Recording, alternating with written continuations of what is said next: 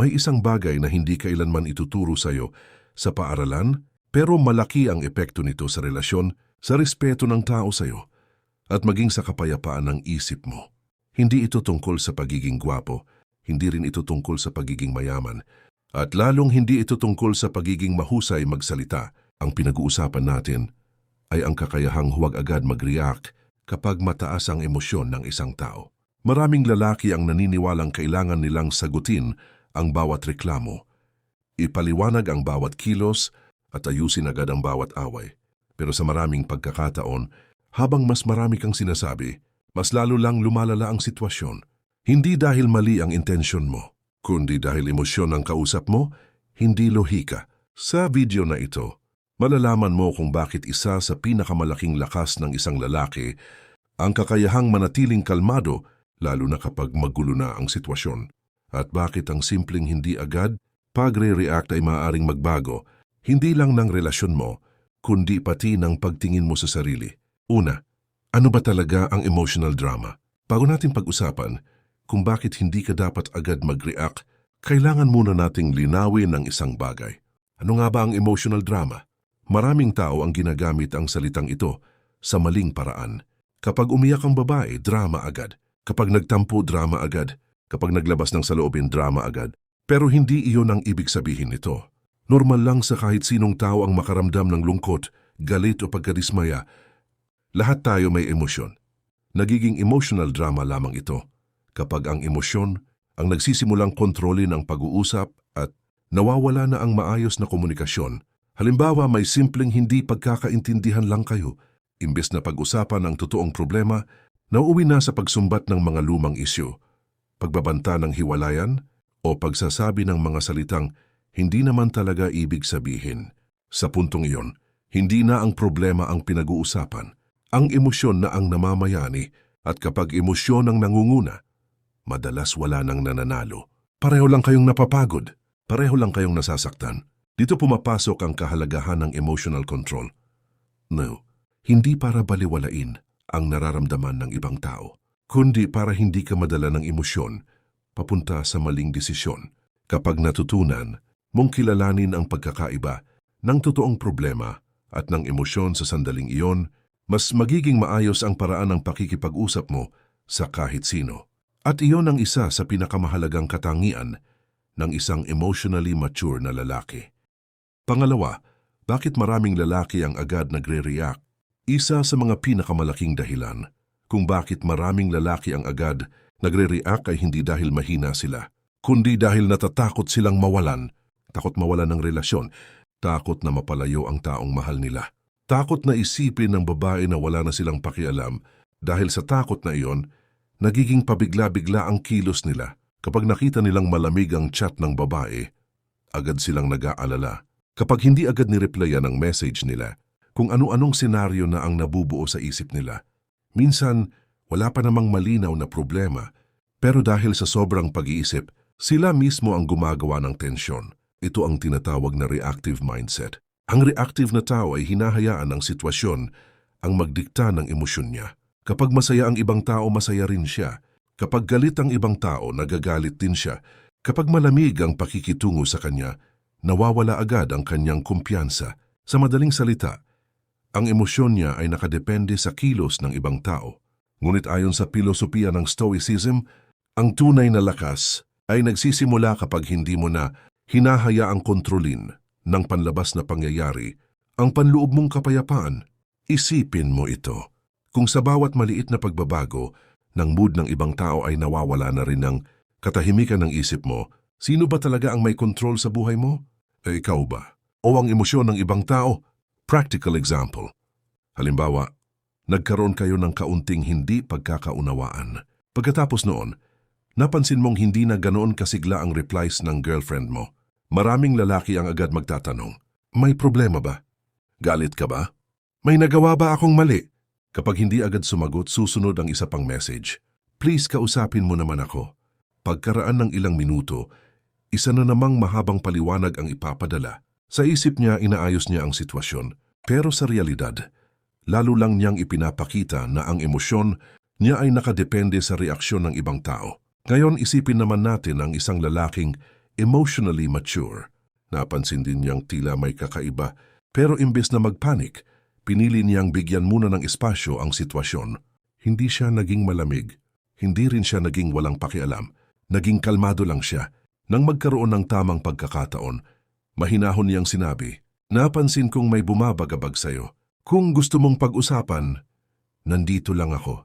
Maikli lang ang sinabi niya, walang drama, walang pagmamakaawa, walang pilitang paliwanag. Ipinakita niyang kaya niyang kontrolin ang sarili niyang emosyon habang bukas pa rin siya sa maayos na komunikasyon. At yun ang malaking pagkakaiba. Hindi ka nagiging matatag dahil wala kang nararamdaman. Nagiging matatag ka dahil hindi mo hinahayaang ang nararamdaman mo ang magdikta ng bawat kilos at salita mo. Sa huli, ang taong marunong maghintay, mag-isip, at pumili ng tamang oras bago kumilos ay mas bihirang magsisi sa mga salitang binitiwan. At yan ang unang hakbang tungo sa tunay na emotional mastery. Pangatlo, ano ang nagagawa ng hindi agad pagre-react? Isa sa pinakamalaking maling paniniwala ng maraming lalaki ay ang ideyang kailangan nilang sumagot agad sa bawat emosyon na ipinapakita ng babae. Kapag nagalit siya, kailangan mo ring magsalita. Kapag nagtampo siya, kailangan mo agad siyang suyuin. Kapag may sinabi siyang masakit, pakiramdam mo kailangan mo itong sagutin para ipagtanggol ang sarili mo. Pero sa maraming sitwasyon, ang unang reaksyon mo ang siyang nagpapalala ng problema. Kapag emosyon ang nangingibabaw, hindi malinaw ang pag-iisip ng tao. Kahit gaano kaganda ang paliwanag mo, maliit lang ang posibilidad na talagang marinig iyon. Ito ang dahilan kung bakit maraming argumento ang umiikot lang sa parehong issue. Parehong nagsasalita, pero wala talagang nakikinig. Ang isang emotionally mature na lalaki ay naiintindihan na hindi lahat ng laban ay kailangang salihan, hindi dahil duwag siya, hindi dahil wala siyang maisagot, kundi dahil alam niyang mas mahalaga ang resulta kaysa sa pansamantalang kasiyahan ng panalo sa argumento. May kasabihan sa Stoicism na nagsasabing, mas malakas ang taong kayang kontrolin ang sarili kaysa sa taong kayang kontrolin ng iba. At ito ang tunay na sukatan ng emotional strength. Hindi kung gaano ka kagaling makipagtalo, kundi kung gaano ka kahusay, manatiling kalmado habang magulo ang paligid. Practical example. Isipin mong pagod ka galing sa trabaho. Buong araw kang nakipag-usap sa iba't ibang tao, naghabol ng deadlines, at halos wala ka ng lakas pag-uwi. Pagdating mo sa bahay, napansin ng partner mo na tahimik ka. Bigla niyang sinabi, "Hindi mo na yata ako mahal. Wala ka ng oras sa akin." Kung reactive kang tao, maaring agad kang sumagot, "Hindi ba pwedeng pagod lang ako? Ikaw na naman ang gumagawa ng issue." Sa loob lamang ng ilang segundo, ang simpleng hindi pagkakaintindihan ay maaring mauwi sa isang malaking away. Ngayon isipin natin ang ibang paraan. Narinig mo ang sinabi niya, masakit, hindi patas. Pero imbis na sumagot agad, huminga ka muna. Inisip mo kung ano ba talaga ang ugat ng problema. Baka hindi naman talaga ang pagiging tahimik mo ang issue. Baka namimiss ka lang niya. Baka pakiramdam niya ay napapabayaan na siya. Kapag humupa na ang emosyon, saka mo sinabi, "Pasensya na kung naging tahimik ako. Napagod lang talaga ako sa trabaho." Hindi ibig sabihin noon na wala na akong pakialam sa'yo. Mapapansin mo ang malaking pagkakaiba. Pareho lang ang sitwasyon. Pero dahil pinili mong huwag agad mag-react, naging mas maayos ang direksyon ng usapan. Hindi mo hinayaang emosyon ang magdesisyon para sa'yo. Deep insight. Ang katahimikan ay hindi palaging kahinaan. Sa maraming pagkakataon, ito ang pinakamataas na anyo ng self-control. Ang taong kayang tumahimik kahit gusto na niyang sumagot ay hindi mahina. Zaratunaway, and Fornadukusiya siya, mas malakas siya kaysa sa taong hindi mapigilan ang sariling emosyon. Hindi ibig sabihin nito na dapat mong ikimkim ang lahat. Pang-apat, bakit mas nirerespeto ang lalaking kontrolado ang emosyon? Isa sa mga katangiang hindi agad napapansin pero may malaking epekto sa paraan ng pagtingin ng ibang tao sa iyo ay ang emotional stability. Hindi ito nangangahulugang wala ka nang nararamdaman. Hindi rin ibig sabihin na hindi ka na nasasaktan. Ang ibig sabihin nito ay kaya mong pamahalaan ang nararamdaman mo sa halip na hayaang ito ang mamahala sa iyo. Kapag ang isang lalaki ay madaling magalit, madaling mataranta o madaling mawalan ng kontrol, nagiging predictable siya. Alam ng ibang tao kung paano siya paiinitin. Isang maling salita lang sisigaw na siya. Isang maliit na tampuhan lang, magmamakaawa na siya. Isang simpleng hindi pagre-reply lang, nawawala na agad ang kapayapaan ng isip niya. Sa kabilang banda, ang lalaking marunong magkontrol ng emosyon ay may kakaibang presensya. Hindi siya kailangang magsalita ng malakas para pakinggan. Hindi niya kailangang manakot para respetuhin at hindi niya kailangang patunayan ang sarili niya sa bawat argumento. Bakit? Dahil ang respeto ay hindi lang nakukuha sa lakas ng salita. Mas madalas itong nakukuha sa consistency ng karakter. Kapag alam ng mga tao na hindi ka basta-basta natitinag ng emosyon, mas nagiging maingat sila sa pakikitungo sa'yo. Hindi dahil kinatatakutan ka nila, kundi dahil alam nilang hindi ka madaling mawala ng direksyon. Ito ang isa sa mga aral ng Stoicism. Hindi mo kontrolado kung paano kikilos ang ibang tao, pero kontrolado mo kung paano ka tutugon. At sa bawat pagkakataong pinipili mong maging kalmado, kaysa maging padalos-dalos, unti-unti mong binubuo ang reputasyon ng isang taong may matibay na pag-iisip. Practical example. Isipin mong nasa isang pagtitipon kayo ng magkakaibigan. Habang nagkukwentuhan, may isang taong nagbiro tungkol sa'yo.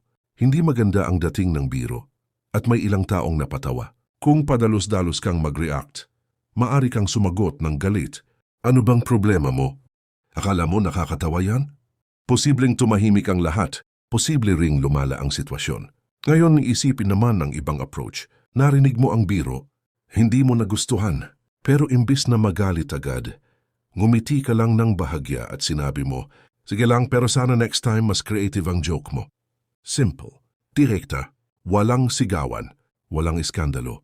Sa ganitong paraan, na ipakita mong kaya mong ipagtanggol, ang sarili mo nang hindi nawawala ang kontrol sa emosyon.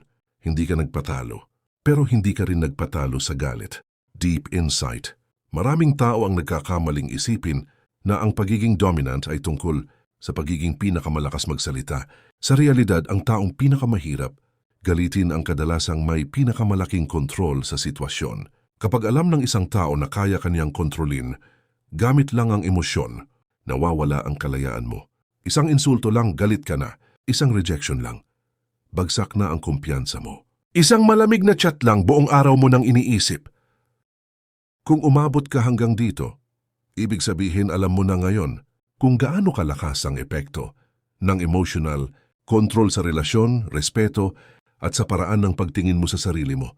Hindi mo kailangan maging perfect, hindi mo kailangan laging tama, pero kailangan mong matutunan kung paano huminto muna bago mag-react. Doon nagsisimula ang tunay na emotional strength. Kung nagustuhan mo itong content at gusto mo pa ng mas maraming insights tungkol sa Stoicism, psychology, at real-life relationship dynamics, huwag kalimutang mag-like ng video, mag-subscribe sa channel at i-turn on ang notification bell para hindi ka malate sa mga susunod na uploads. At kung may na-realize ka sa video na ito, pwede mong i-comment sa baba. Gusto kong malaman kung ano yung pinaka-tumatak sa'yo. Salamat sa panonood. Kita-kits sa susunod.